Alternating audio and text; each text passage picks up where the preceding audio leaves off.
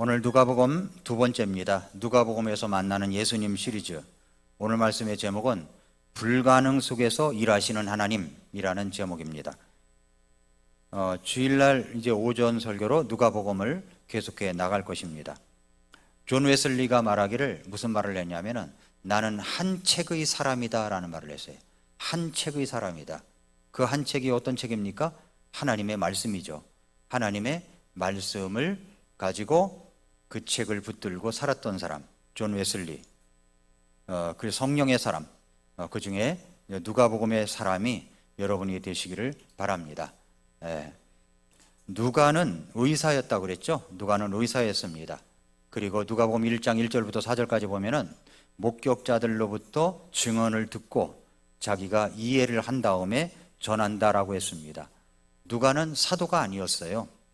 그러나 누가는 높은 수준의 교육을 받았던 사람이고, 그리고 독서 범위가 굉장히 광범위했던 사람입니다. 역사가이기도 합니다. 그리고 이방인의 입장에서 이해할 수 있도록 누가복음을 기록했기 때문에 유대인들과 논란을 피하기 위한 여지를 두고 그렇게 이제 이걸 기록하게 되었습니다. 그는 의사이기 때문에 치유에 관심이 많았습니다. 누가 치료받았다, 어떤 질병이다, 구체적으로 이야기를 하고, 그리고 누가는 누가복음과 사도행전을 기록했는데 이 분량이 어느 정도냐면은 신약 성경의 약 4분의 1가량을 기록했던 사람입니다. 누가복음 1장 1절부터 4절에 보면은 모든 일을 맨 처음부터 완전하게 이해했다라고 4절에 이야기하고 있고 말하고 있는데, 여러분 어떤 것을 완전히 이해해서 소화시켜서 전하는 것이 얼마나 중요하냐면 그렇지 못하면 변질된다고 하는 겁니다. 여러분 말 전달 게임을 해본 적 있죠? 어떤 문장을 갖다가 다음 사람에게 이야기하면 그 다음 사람에게 이야기하고 맨 끝에 사람이 와서 처음에 전달했던 말이 무슨 말인가를 이야기하는 게임입니다. 그랬을 때 원래 주어졌던 말보다는 맨 끝에 있는 사람이 와서 말을 하는 것이 아주 이상한 그런 말로 바뀌어져 가지고 도착하는 경우가 있고, 또 등에다가 이렇게 글씨를 써놓으면 그걸 이해하고 그 다음 사람에게 등에다 글씨 쓰고, 이렇게 해서 무슨 글씨를 썼느냐, 어떤 글자냐 와서 이야기를 하면 엉뚱한 단어가 나오게 되는 경우가 많이 있습니다. 그래서 하나님의 말씀을 완전하게 이해하는 것이 필요하고 완전하게 전달하는 것이 필요한 겁니다. 찰스 스윈들 목사님은 굉장한 성경 해석자입니다. 세계적인 성경 해석자요, 강해 설교가인데, 이분이 누가복음 1장 1절부터 4절을 읽고 거기에서 뭘 발견했냐면은 탁월성을 발견했어요. 이것은 탁월성, 어떤 탁월성이냐 했더니 탁월하게 연구했다는 겁니다. 누가가 탁월하게 연구했고, 그리고 탁월하게 이해를 했고, 그리고 탁월하게 표현을 했고, 훈련을 했고, 그리고 탁월하게 적용을 했다, 이렇게 이야기를 합니다. 여러분, 이렇게 탁월함은 세월의 시험을 견뎌내야 됩니다. 그리고 탁월함은 물려받은 유산들을 굉장히 존중하게 여깁니다.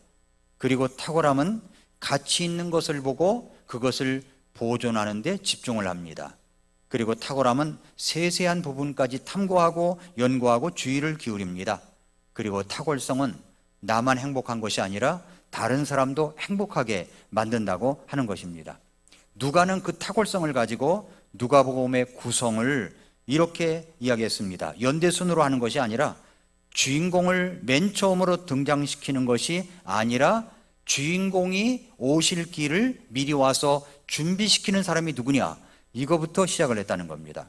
그래서 누가복음 1장과 2장의 구조를 보면은 1장 5절부터 25절은 수태고지를 해죠. 누가 태어난다고 얘기합니까?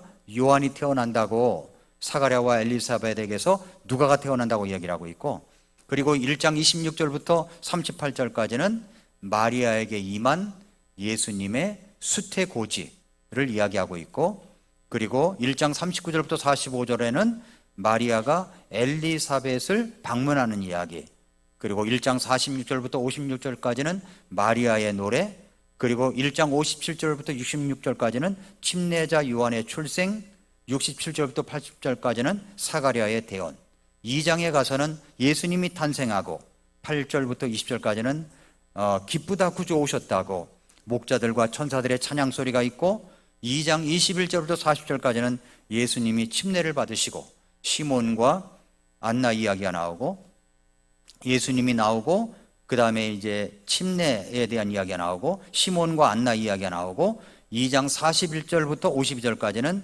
예수님의 소년 시절과 성장에 관한 이야기가 나옵니다. 2장 21절 40절까지는 침례 요한이 나왔다는 이야기입니다.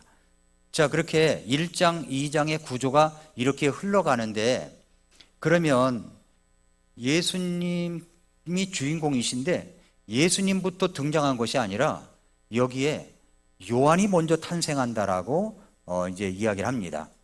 그런데 사가랴와 엘리사벳의 이야기를 통해서 엄청난 역사를 이루시는 하나님을 발견할 수가 있습니다. 그 이야기를 제가 여러분들에게 하려고 하는 겁니다. 첫째로 우리가 알아야 될 것은 우리에게 불가능한 일은 하나님이 최선을 이루시는 무대가 된다는 거예요. 우리에게는 불가능한 것 같이 보여요. 안 되는 것 같이 보입니다. 그런데 그것은 하나님이 최선을 이루시는 무대라는 겁니다. 무대. 오늘 본문을 보면은 어떤 노 부부의 이야기로 시작이 됩니다. 1장 5절부터 7절에 보니까 유대왕 헤롯 시대에 아비야 계열의 사가랴라는 이름을 가진 어떤 제사장이 있었는데, 그의 아내는 아론의 딸들에게 속하였고 그녀의 이름은 엘리사벳이더라. 그들이 둘 다 주의 모든 명령들과 규례들 안에서 흠없이 걸으며 하나님 앞에 의로웠는데, 엘리사벳이 수태하지 못함으로 그들에게는 아이가 없었고 이제 그들이 둘 다 매우 연로했다라고 말씀하고 있죠.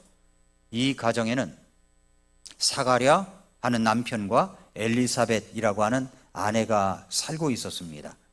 그런데 이 사가랴와 엘리사벳은 아주 신앙이 좋고 믿음이 아주 좋은 그런 부부였다는 것을 알 수가 있죠.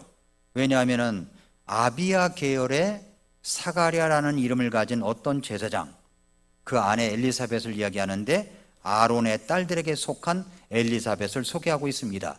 그러니까 둘 다 출신 가문이 굉장히 좋은 거예요. 자, 여기서 아비야 계열의 사가랴라는 말이 나오죠. 구약 성경에서 제사장들의 조직을 나타내는 용어입니다. 여기 아비야 계열이라는 말은 구약 성경에서 제사장들의 조직을 나타내는 용어예요. 구약에서 제사장직은 아론의 후손들만 할 수가 있었죠. 이들은 다윗 왕 때에 24개의 계열로 조직이 됐어요. 24개조로 나눠졌다는 말입니다. 이런 계열은 제사장들이 성전에서 그 계열 따라서 직무를 수행을 했습니다. 6개월마다 일주일씩 정기적으로 희생 업무를 드릴 때 그 임무를 수행하는 순서를 맡은 겁니다. 역대하 24장 10절에 보면은 아비야 계열은 8번째로 순서에 들어가 섬기는 사람들이었습니다. 그 제사장들이 이런 계열에 속하게 되면 정해진 때에 예루살렘 성전에 와서 하나님께 희생 업무를 드리는 일을 맡았습니다. 자, 사가랴가 이런 아비야 계열에 속했다는 말입니다. 그가 정통 제사장 가문 출신이다, 이 말이죠. 성전에서 직무를 수행할 수 있는 자격이 있었음을 이야기하는 겁니다. 그 다음에 이제 엘리사벳이 나오죠. 엘리사벳은 아론의 딸들에게 속했다라고 이야기를 하고 있습니다. 아론의 딸들에게 속했다는 말은 제사장 계열의 출신이다라는 말이에요. 구약에서 제사장은 오직 아론의 후손들만 될 수 있다고 그랬죠. 그러니까 엘리사벳은 아론의 후손 가문에서 태어난 여인이다라는 점을 여기에 포커스를 맞춘 겁니다. 그 당시 유대 사이에서 존경받을 만한 출신의 집안이다라는 말이죠. 그런데 그들이 이제 6절에 보니까 그들이 둘 다 주의 모든 명령들과 규례들 안에서 흠없이 걸으며 하나님 앞에 의로웠다라고 얘기를 합니다.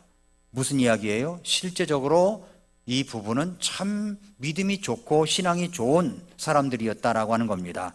사가랴와 엘리사벳은 둘 다 주님의 명령들을 지키며 규례들을 지키며 흠없이 살아간 부부였습니다. 뭐라고 얘기했냐면 둘 다 하나님 앞에 의로웠다라고 얘기합니다. 하나님 앞에라는 단어가 눈에 띕니다.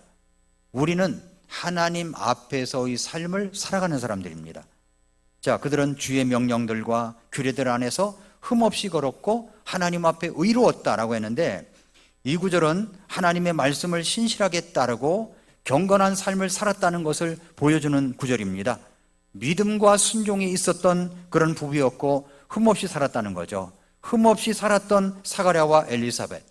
흠없이라는 말은 그들의 삶이 다른 사람들에게 비난받을 만한 점 없이 순결하고 도덕적인 그런 모습으로 살아갔다는 말입니다.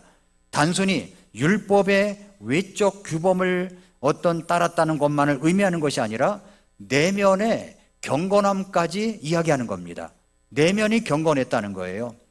그들은 하나님 앞에서 진실하게 살았으며 도덕적 결함이 없이 하나님의 말씀을 따르려는 삶을 살았던 사람입니다. 특별히 그 당시에 유대 사회에서는 어떤 게 있었냐면, 자녀가 없다, 내가 자녀를 갖지 못했다라는 것이 하나님의 저주나 벌이다 라는 걸로 여겨진 때였어요. 근데 이 사가랴와 엘리사벳은 자녀가 없었어요, 오랫동안. 그렇지만 그럼에도 불구하고 하나님을 향한 믿음을 잃지 않고 꾸준하게 의롭게 흠없이 그렇게 살아갔던 부부라는 것을 드러내놓고 있는 겁니다. 의롭게 걸어간 이 사가랴와 엘리사벳. 자, 의롭게 걸었다는 표현은 그들의 삶이 하나님의 의가 하나님이 보실 때의 의입니다. 사람이 볼 때 의는 사람들이 정한 기준에 따라서 왔다 갔다 할 수 있어요. 그런데 하나님이 정한 기준, 표준은 표준은 다른 데로 치우칠 수가 없습니다. 하나님이 정한 표준, 그 하나님의 의에 따라서 살았던 사람이라는 거죠. 그러니까 하나님의 의에 맞춘 그런 뜻에 맞춰 살아간 사람입니다. 성경에서 의로움은 인간이 아닌 하나님의 기준에 따르는 것을 의미하는 겁니다. 그 사가랴와 엘리사벳은 하나님의 명령에 순종하며 하나님의 표준에 맞춰서 살아갔기 때문에 하나님께서 보실 때 그들을 의롭다고 인정하신 것입니다. 그들은 하나님의 법과 규례를 충실하게 따랐고 하나님 앞에서의 삶을 살았어요. 하나님의 뜻에 합당한 삶을 살았다는 겁니다. 사가랴와 엘리사벳의 삶의 중요한 초점은 뭐냐면 하나님 앞에서라는 말이에요. 거기 하나님 앞에서라는 말, 거기에 중점이 있습니다. 하나님 앞에서 의로운 그런 삶을 살았다는 말. 사람들 앞에서 의로운 것이 아니에요. 하나님 앞에서 의로운 삶을 사는 사람입니다. 신앙이 외적인 행위, 사람들에게 보여주는 식의 행위만을 말하는 것이 아니라 하나님이 보실 때 하나님 앞에서의 삶이었다는 겁니다. 하나님 앞에서 거리낌이 없는, 그 사가랴와 엘리사벳은 하나님 앞에서 진실하고 온전한 신앙의 삶을 산 사람들이다라고 하는 겁니다. 자, 여러분, 우리의 삶에서도 하나님 앞에서의 삶이 참 중요한 겁니다. 하나님 앞에서의 삶, 내 하나님 앞에서도 부끄럽지 않느냐 하는 겁니다. 그리고 또 한 가지는 내 자녀들도 어떻게 살아가야 하느냐 하면은 하나님 앞에서의 삶을 살도록 해야 되는 겁니다. 자녀들이, 우리 아이들이요, 하나님께서 나를 보셔, 하나님께서 나를 보시고 잘한 일에 칭찬하고 계셔, 이런 마음을 가지면은 죄를 짓지 않아요. 나쁜 일에 가담하지 않습니다. 그런데 아무도 보는 이가 없다고 생각하니까 나쁜 일을 하는 거예요. 그걸 가지고 의시되는 겁니다. 범죄자가 자기의 범죄를 부끄러워할 줄 알아야 되는데 그 부끄럽지 않게 막 드러내놓고 그러면은 그 사람은 죄인이고 악인입니다. 자, 친구들끼리 모여가지고 있는데 마트에서 물건을 이제 훔쳐가지고 나옵니다. 그리고 친구에게 이야기를 해요. 내가 말이지 마트에서 물건을 훔쳤는데 너무 가슴이 떨려. 어떡하지? 이럴 때 먼저 훔쳐본 경험이 있는 친구가, 야, 남자가 뭐 그럴 수도 있어, 괜찮아, 그렇게 하면서 살아가는 거야, 이렇게 두둔하는 것은 악한 짓이라는 거예요. 그건 자기 기준이라는 거죠.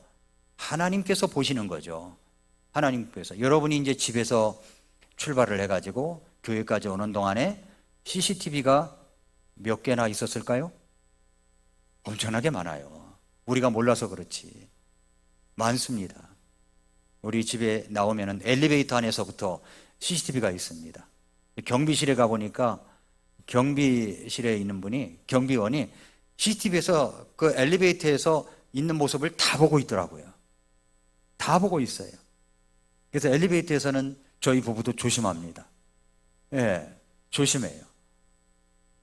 그러니까 다 보고 있는 거예요. 안 보는 거지만 다 봐요.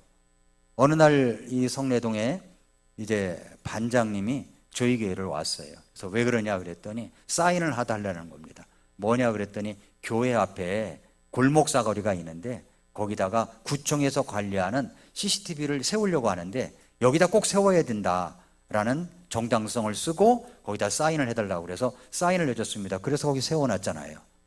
예, 그 앞에 제 차가 있고요. 예, 그런데도 긁고 가는 사람이 있어요. 예, 그 부딪혀가지고 긁고 가는 사람이 있어요. 그걸 또 어떻게 찾아냅니까? 또 그런가 보다. 그래서 범버도 구부러질 때가 있는데 범버는 뭐 구부러지라고 있는 거지 뭐 이렇게 생각하고 지나갈 때도 있고 그러는데 아무튼 다 보고 있어요. 이런 의식을 가지면 두려워서 못 살죠. 의식 없이 살아가니까 그렇지. 그런데 우리는 이런 의식을 꼭 가져야 됩니다. 그건 뭐냐면 하나님 앞에서의 삶입니다. 하나님께서 보시는 거예요. 우리 자녀들도 다 보는 거예요. 자녀들을 여러분 따라다니겠습니까? 자녀들 일일이 따라가면서 간섭할 수 있어요? 통제할 수 있습니까? 없습니다. 어떻게 해야 됩니까? 하나님 앞에서의 삶을 강조해 주는 거죠. 그러면 아이들이 반듯하게 자라갑니다.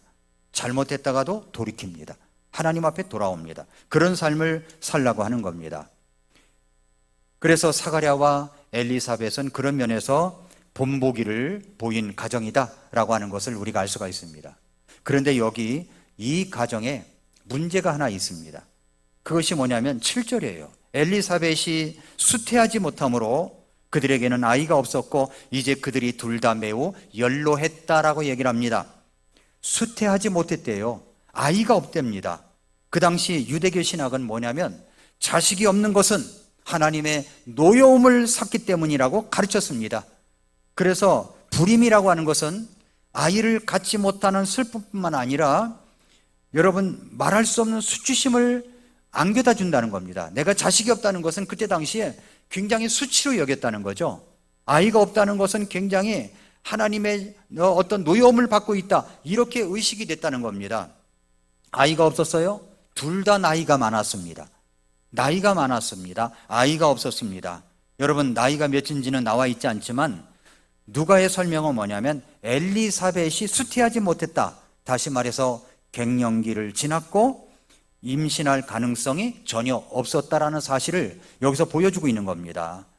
여러분 우리가 여기서 이제 발견하는 게 뭐냐면 이것입니다. 하나님 앞에서 흠없이 의롭게 살고 있는데 내 가정에 왜 이런 고통이 오느냐는 겁니다. 왜 이런 어려움이 오느냐 이런 생각을 가질 수 있지 않습니까? 하나님 앞에 의롭게 살았어요. 제사장 가문들이에요. 출신이 좋아요. 흠없이 살았답니다. 의롭게 살았답니다. 그런데 수태하지를 못해요. 어려움이 있어요. 이것뿐만이 아니죠. 정말 가정의 고통, 내게 당면한 어려움들, 여러분의 신앙이 옳고 여러분의 신앙이 똑바로 살아가고 하나님 앞에 의롭고 흠없이 거른다고 할지라도 여기서 알 수 있는 것은 뭐냐면 문제는 있을 수 있다는 겁니다. 문제는 있을 수 있다는 거예요. 문제를 바라보는 시각이 참 중요한 겁니다. 그러면 많은 사람들이 실망을 하고 하나님께 대한 실망을 드러내서 신앙에 느슨해지기가 쉽고 열정을 잃어버리기가 쉽고 열심히 식어질 수가 있다는 겁니다. 그러나 여기 엘리사벳과 여기 사가랴는 그렇지 않았습니다. 이 사실이 중요한 거예요. 하나님 앞에 의롭고 하나님 앞에 흠없이 걸어갔던 모습을 흔들림 없이 살아갔다는 모습입니다. 그러니까 우리가 먼저 첫 번째로 알아야 될 것은 뭐냐면 우리에게 일어나는 불가능한 일들, 이것은 하나님이 최선을 이루시는 무대가 된다는 겁니다. 그러니까 이제 무대를 마련한 거예요. 하나님께서 어떻게 최선을 이루시는가 하는 무대가 마련된 겁니다. 자, 그 다음에 이제 두 번째입니다. 두 번째는 하나님의 응답이 지연된다고 거부하는 것은 아니라는 겁니다. 하나님의 응답이 지연된다고 해서 하나님께서 거부하시는 것은 아니라는 것을 알아야 됩니다. 여기 사가랴와 엘리사벳은 그럼에도 불구하고 하나님 앞에서 신실하게 살아갔습니다. 자, 8절부터 10절을 보세요. 그가 자기 계열의 순서대로 하나님 앞에서 제사장 직무를 수행할 때 제사장 직무의 관례에 따라 그가 제비를 뽑아 주의 성전에 들어가서 분향하게 되었는데 백성의 온 무리는 분향하는 시간에 밖에서 기도하더라. 그 당시 제사장들 숫자를 보니까 어느 정도냐면 18,000명에서 2만여 명 됐다는 겁니다. 이거 성경학자들의 이야기예요. 여기 24계열이라고 했는데 이것은 4세대, 9세대로 세분이 되어가지고 각 세대에게 할당된 일주일 동안 하루씩 돌아가면서 그렇게 이제 임무를 수행했습니다. 평균적으로 각 세대는 어림잡아서 150명 정도의 제사장으로 이제 구성이 되었을 것으로 추정합니다. 이 인원은 성소 안에서 임무를 수행하기에는 너무 많은 숫자예요. 그래서 제사장들은 각자 맡은 역할을 결정하기 위해서 제비를 뽑았습니다. 근데 제비를 뽑았는데 누가 뽑혔냐면은 사가랴가 뽑힌 겁니다. 사가랴라는 그런 이제 그 제비를 뽑아가지고 그런 명예를 얻은 거예요. 이렇게 생각해 보세요. 자, 찬양대에 지원하는 사람이 너무 많아. 그래가지고 올 때마다 다음 주에 찬양할 사람들을 제비를 뽑는다고 생각해 보세요.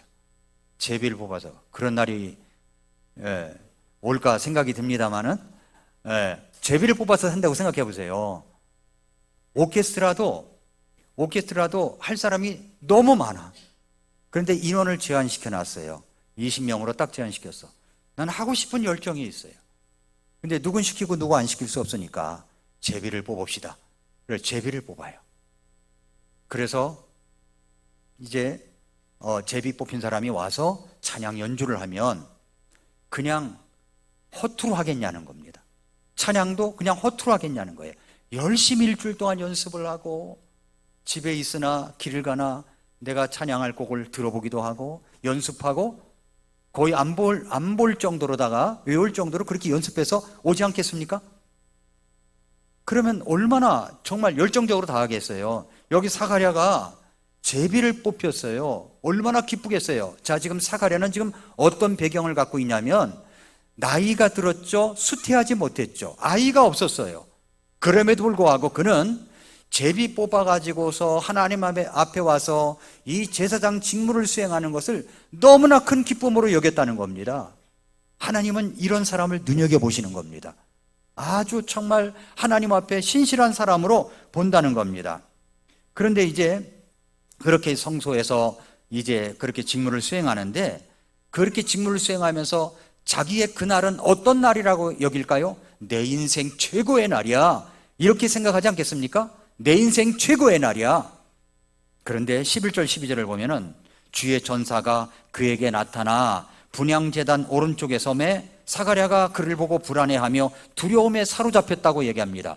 그렇게 임무를 수행하고 있는데 분향제단 오른쪽에 서 있는데 오른쪽에 누가 있었냐면은 천사가 서 있는 거예요.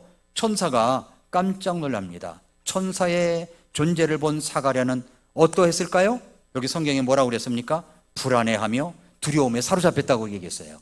불안해하고 두려움에 사로잡혔다는 깜짝 놀랄 일 아닙니까? 그러면서 이 천사는 이 사가랴에게 깜짝 놀랄 소식을 전해줍니다. 1장 13절 보세요. 천사가 그에게 이르되 사가랴야 두려워하지 말아라. 얼굴 보니까 그냥 파랗게 질려 있는 거예요. 그러니까 천사가 말합니다. 여기 두려워하지 말라. 주께서 네 기도를 들으셨느니라. 네 기도를 들으셨느니라. 맨 먼저 하는 이야기가 뭐냐면 네 기도를 들으셨다는 겁니다. 그러면 사가랴는 어떤 기도를 평생에 드렸을까요? 하나님, 자식을 주세요. 아들을 주세요. 이 기도를 드렸지 않았을까요? 하나님이 네 기도를 들으셨느니라. 여러분이 기도를 해도 아직 응답받지 못하고 있는 것이 있습니까? 그건 하나님이 거절하는 것이 아니라는 겁니다. 하나님의 때에, 가장 최선의 때에 하나님이 응답하시려고 하는 거예요. 갑자기 천사가 나타나서 두려워하지 말아라, 주께서 네 기도를 들으셨다고 말씀하시는 거예요. 네 기도를 들으셨다고. 그러면서 뭐라고 그러냐면은 그 기도 내용이 나오잖아요. 네 아내 엘리사벳이 네게 아들을 낳으리니 너는 그의 이름을 요한이라 하라. 이름까지 지어줬어요. 천사의 이름을 누가 지어줬다고요? 그 부모님이 지어준 게 아니에요. 천사가 지어준 거예요. 요한이라 하라. 그러면서 14절에 네가 기뻐하고 즐거워할 것이요. 얼마나 그동안 자기 나이 늙을 때까지 기도한 내용입니까? 기뻐하고 즐거워할 것이요. 많은 사람들도 그의 태어남을 기뻐하리니. 다들 기뻐하는 거죠. 정말 저 신실한 사람 기도 제목을 아직 응답받지 못하고 있네. 뭐라고 뒤에 가서는 그렇게 다르게 말할지 몰라도 어떤 사람은 앞에서 정말 걱정해주고 기도해주고 그랬을 거 아닙니까? 근데 그의 태어남을 기뻐한다는 겁니다. 그런데 왜 기뻐하느냐? 그냥 아들이 태어났다고 기뻐했다는 것도 있지만 15절에 이는 그가 주의 눈앞에서 크게 되고 포도즙이나 독주를 마시지 아니하며 참으로 자기 어머니 태에서부터 성령님으로 충만하여. 어머니 태에서부터 성령님으로 충만한데요. 충만하여. 그러니까 이 모태에 있을 때부터 살아있는 생명체라는 겁니다. 살아있는 생명체예요. 그러니까 무슨 얘기냐면은 이 이야기가 낙태라고 하는 것은 생명체를 죽인다는 이야기입니다. 낙태라는 것은. 미국에도 이제 그 트럼프가 있고 해리스가 이제 대통령 후보로 나왔죠. 여기에 아이가 거의 날달이 가까워 있는데도 지워도 좋다고 하는 사람이 누구냐면 해리스입니다. 근데 우리나라 언론은 해리스만 부각시키는 것 같아요. 뭐 조중동 할 것 없이 모든 언론이 해리스만 부각을 시켜요. 그런데 해리스가 어떤 사람이냐면은 낙태를 해도 좋다고 주장하는 사람이에요. 이 사람은 아주 좌쪽에서도 저 끝까지 가 있는 사람이라고 이야기를 하고 있습니다. 그러니까 여기 말씀에 그랬잖아요. 어머니 태에서부터 성령령으로 충만한데요. 이 이야기는 무슨 얘기입니까? 살아있는 생명체라는 거죠. 모태에도 살아있는 생명체라는 겁니다. 이스라엘 자손 중에 많은 자들을 주 그들의 하나님께로 돌아오게 할 것이기 때문이라. 또 그가 엘리야의 영과 권능으로 그분보다 앞서가서 아버지들의 마음을 자식들에게 돌아오게 하고, 그리고 불순종하는 자들을 의인들의 지혜로 돌아오게 하여 하나님께로 돌아오게 하고 돌아오게 하는 사역을 한다는 거죠. 주를 위해 예비된 한 백성을 준비하리라. 주님의 길을 예비하는 자가 된다는 이야기입니다. 그러니까 천사가 전한 요지는 이래요. 사가랴의 아내 엘리사벳이 아들을 낳을 것이다. 이름은 요한이라고 하라. 그냥 주시겠다는 게 아닙니다. 아들만 줄 뿐만 아니라 그 아들에게는 사명이 있다는 겁니다. 예수님의 오실 길을 미리 준비시키는 자. 그래서 이제 침례 요한이 정말 그 예수님의 길을 준비하지 않습니까? 이것은요, 구약에서도 예언된 사실입니다. 말라기 3장 1절에 보니까 군대들의 주께서 말씀하시느니라. 보라, 내가 내 사자를 보내리니 그가 내 앞에서 길을 예비할 것이요. 또 너희가 구하는 주가 갑자기 자신의 성전에 오리니 곧 너희가 기뻐하는 언약의 사자라. 보라, 그가 오리라 그랬는데 말라기 4장 5절 6절에 보니까 보라, 크고 두려운 주의 날이 오기 전에 내가 대언자 엘리야를 너희에게 보내리니. 그럼 뭐 구약의 엘리야를 보내겠다는 겁니까? 아니에요. 여기 침례 요한을 이야기하는 거예요. 그가 아버지들의 마음을 자식들에게 돌아오게 하고 자식들의 마음을 그들의 아버지들에게 돌아오게 하여 내가 와서 저주로 그 땅을 치지 아니하게 하리라. 이렇게 말씀하고 있지 않습니까?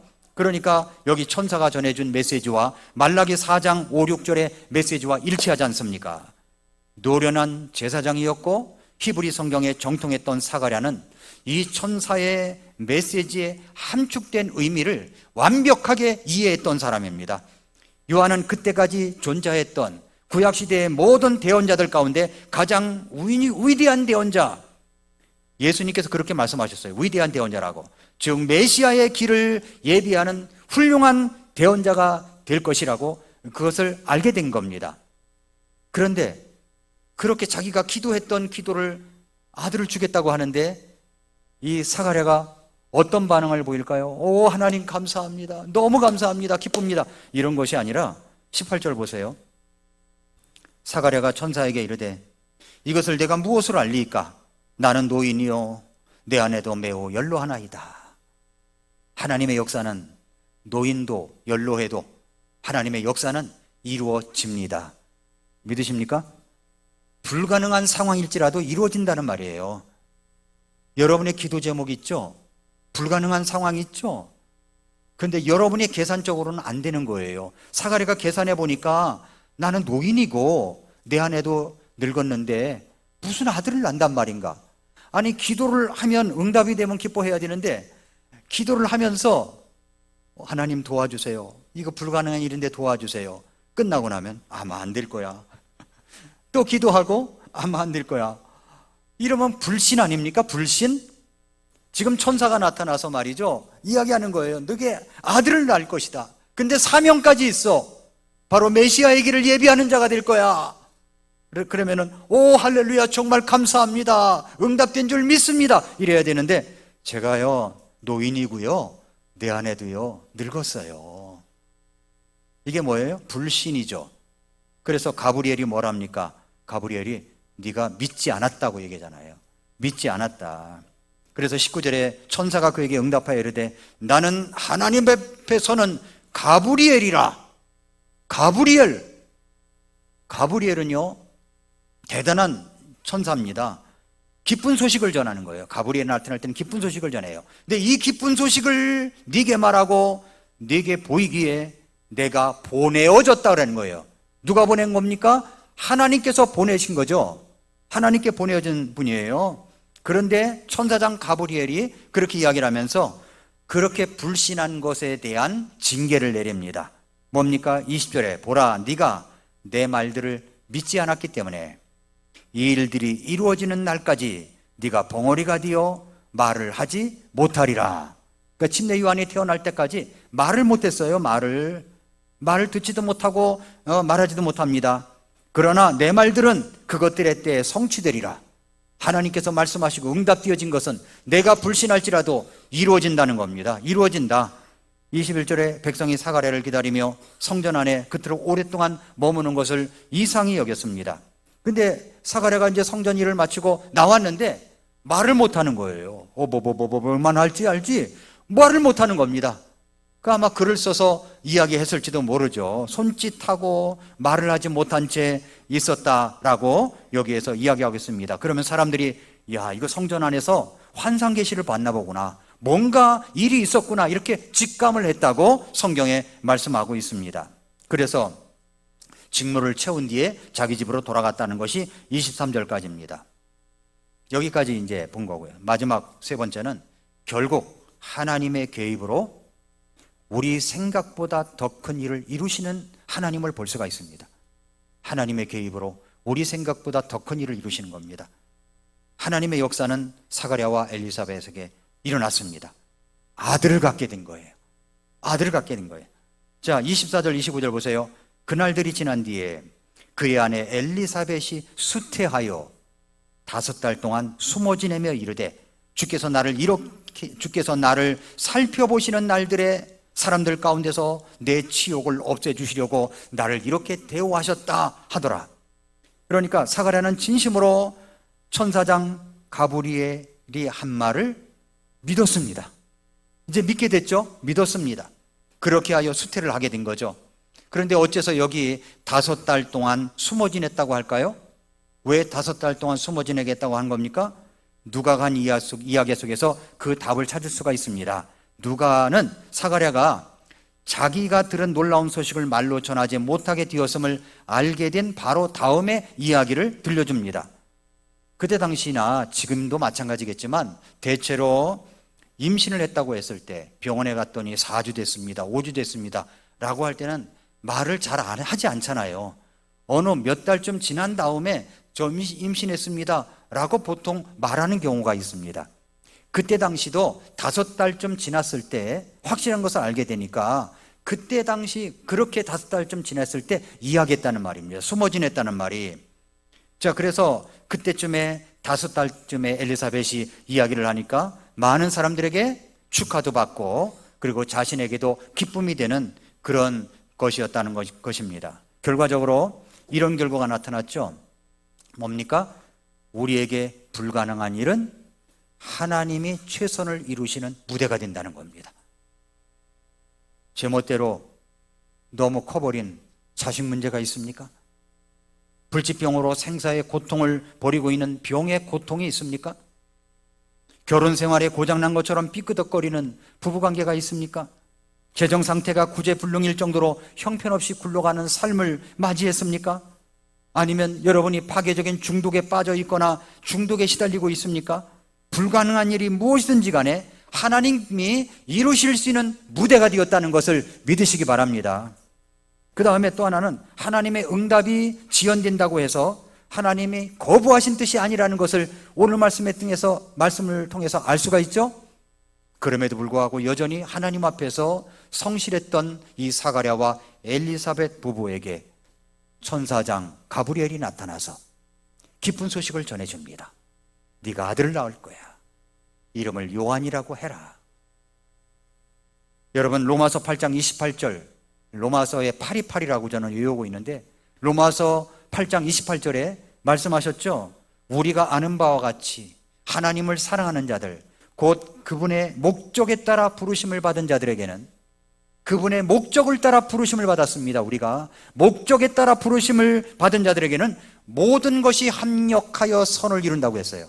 자, 모든 것 속에는 나의 불가능한 일도 들어가 있습니다. 모든 것 속에는 여러분이 어렵게 생각하는 것도 들어갈 수 있어요.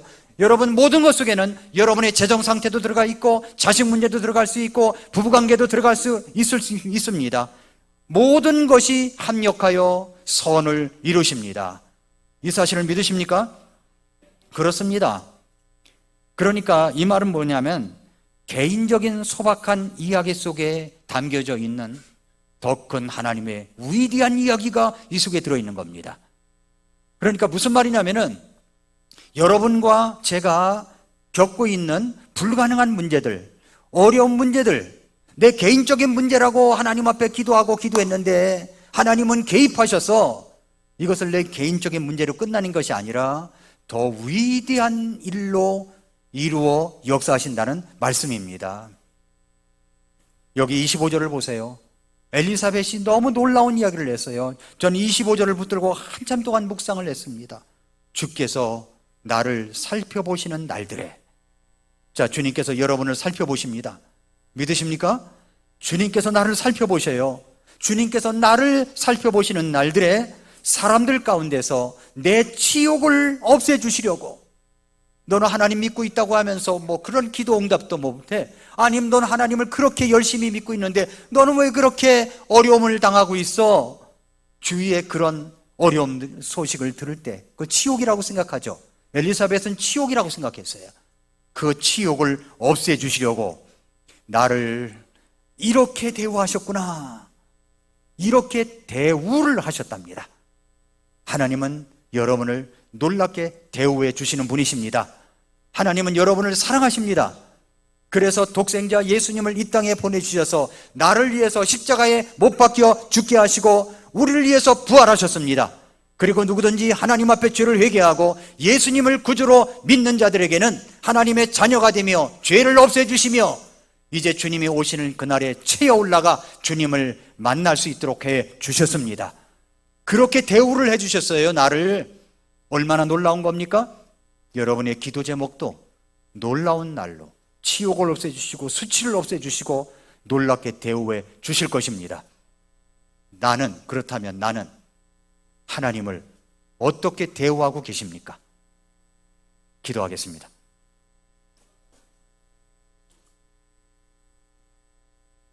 이 시간 조용히 머릿속에서 기도할 때 사랑하는 성도 여러분, 우리의 불가능한 일은 하나님이 최선을 이루시는 무대가 된다는 말이 저는 참 좋습니다. 이렇게 불가능한 일이 있나? 이렇게 어려운 고통이 있나? 라고 생각되는 일 있죠?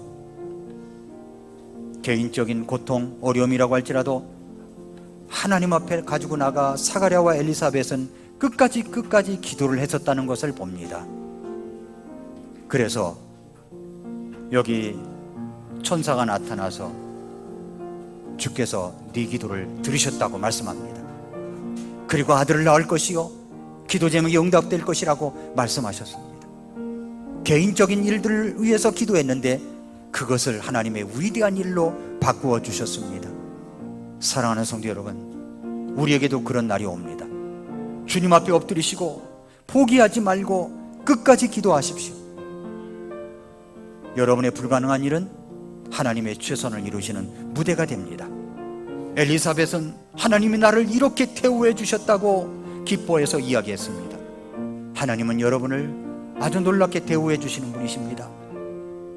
그렇다면 나는 하나님을 어떻게 대우하고 계십니까? 하나님이 주시는 메시지를 마음에 담는 대로 우리 주님 앞에 결단의 기도를 드리겠습니다. 같이 기도하겠습니다.